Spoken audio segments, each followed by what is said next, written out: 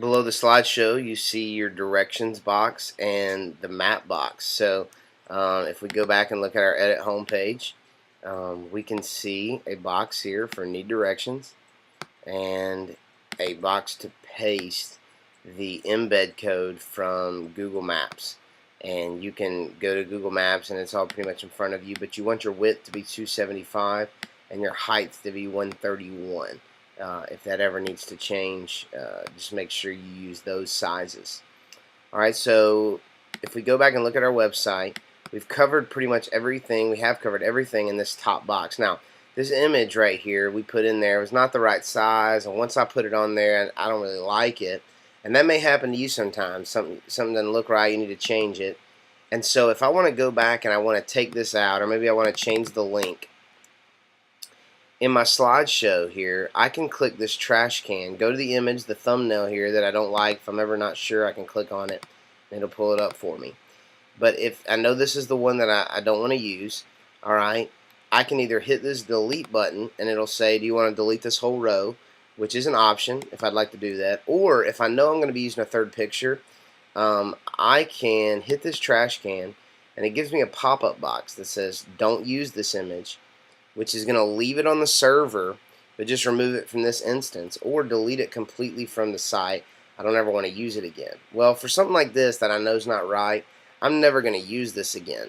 But the reason this is helpful is sometimes you'll choose don't use this image if it's going to be a recurring slide. So like for example, if you have a Sunday night worship that you do 4 times a year, or a new members class, you're not going to have that slide up there all the time, but you don't want to re-upload it every time.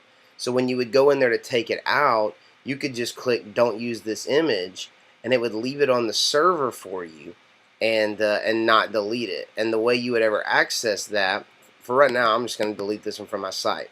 But if I wanted to go back and I wanted to use an image that already existed, instead of choosing file, I could use an existing file, and it's going to, by clicking that, it's going to give me a drop down of every image that I've uploaded through this control panel. And you can just choose this over and over again, remove it when you don't need it, choose it, all that good stuff works, and then obviously over here your links. So I'm just going to stick with the 2 pictures right now, so I'm going to delete that row.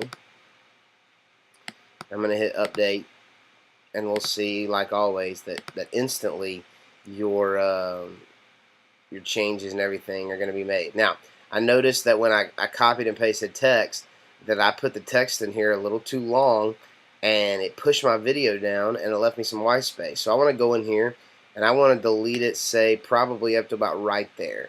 And so I would just go back to edit homepage, and let's see, right here was where I wanted to take out.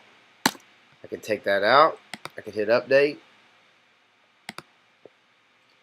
refresh my page, and voila. Okay, and I can just mess around with that, type whatever I need to type there, and whatever you need to do. Okay, so let's look at wrapping up this home page by these bottom 3 buttons. These are just 3 that I've created for right now. You can make these whatever you want, but they are images, 3 separate images. You can see there. And they also link. So if we keep going down our form here that we've been working down, we're going to see another layout just like we do for slideshow. And it gives you 3. You're never going to want more than 3. You'll never be adding a row or anything like that. You're only going to want 3. And you can see the images that I've uploaded. And I can link these. Right now they're not going anywhere, but once we set up an online giving page or a media page, you can link these to